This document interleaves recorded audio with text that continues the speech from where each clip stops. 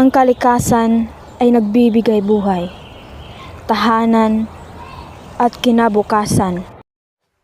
Ngunit sa bawat basurang ating itinatapon nang walang pakialam, unti-unti natin itong sinisira.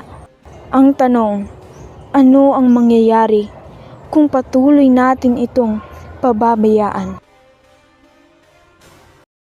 Araw-araw, dumarami ang basurang itinatapon kung saan-saan.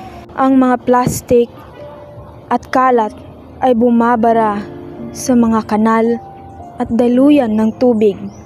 Kapag umulan, ito ay nagiging baha, sumisira ng tahanan, kabuhayan at minsan kumikitil pa ng buhay. Ang problemang ito ay gawa ng tao, ngunit ang epekto ay damay ang lahat. Ngunit hindi pa huli ang lahat.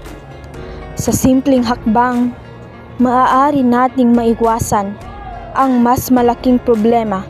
Magtapon ng basura sa tamang lalagyan. Ihiwalay ang nabubulok at di nabubulok.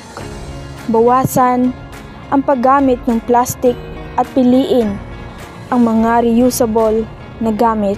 Makilahok sa paglilinis ng komunidad.